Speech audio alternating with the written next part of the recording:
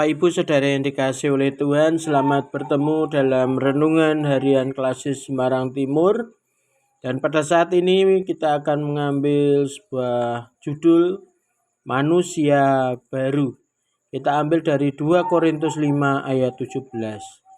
Jadi siapa yang ada di dalam Kristus, ia adalah ciptaan baru.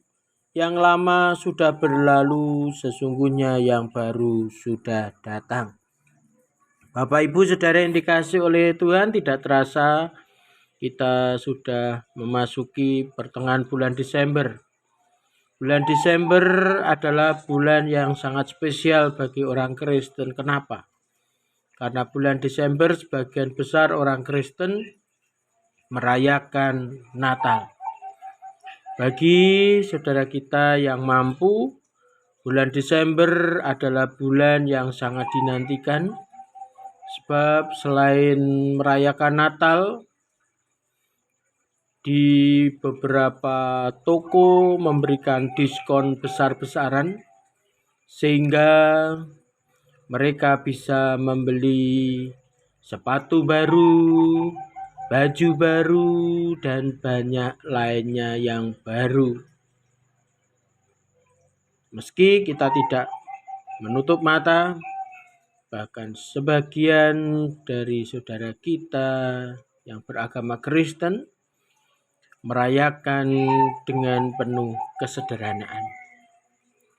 Yang menjadi pertanyaan kita Bapak Ibu Saudara, apakah pada bulan Desember orang harus membeli sesuatu yang baru?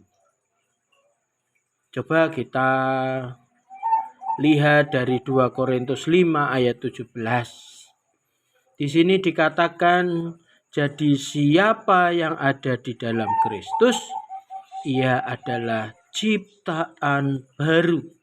Yang lama sudah berlalu, sesungguhnya yang baru sudah datang.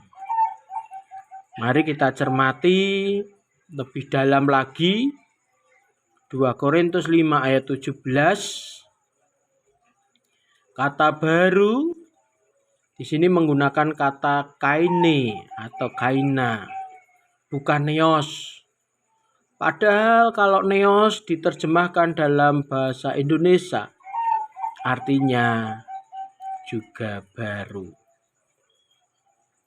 Kalau kita melihat ini tentu kita juga harus mempelajari kenapa Rasul Paulus memakai kata baru kaine atau kaina, bukan neos.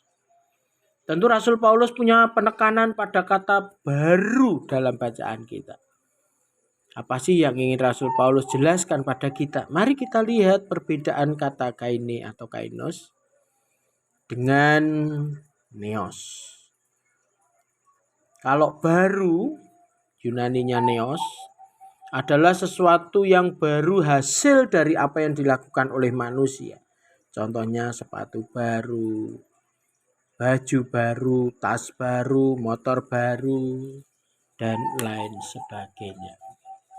Sedangkan kata Yunani kaine atau kaina adalah sesuatu yang baru yang hanya bisa dikerjakan oleh Allah. Dan itu merupakan pengalaman hidup yang dialami oleh Rasul Paulus secara pribadi. Bagaimana tidak? Dulu Bapak Ibu Saudara bisa melihat hidup Rasul Paulus sebelum ia ditangkap oleh Kristus, sebelum ia mempercayai Kristus. Ia adalah seorang penganiaya jemaat, bahkan berusaha membunuh para pengikut Tuhan Yesus. Kenapa ia lakukan itu? Karena ia melihat secara manusiawi bahwa yang benar hanya apa yang diyakini, yaitu agama Yahudi. Sedangkan yang lain salah, dan yang salah itu harus dihilangkan. Tetapi setelah Rasul Paulus ditangkap oleh Kristus, ia berubah menjadi ciptaan yang baru. Ia tidak lagi menilai Kristus demikian orang lain, menurut kacamata manusiawi. Tetapi ia melihat Kristus dan sesamanya dari kacamata Kristus. Apa yang dulu dipandang sebagai keuntungan sekarang dianggap oleh Rasul Paulus adalah kerugian oleh karena Kristus. Filipi 3 ayat 7. Sedangkan apa yang dulu dianggap sebagai suatu kerugian setelah menjadi manusia yang baru. Apa yang dianggap suatu kerugian adalah suatu keuntungan. 1 Korintus 10 ayat 24.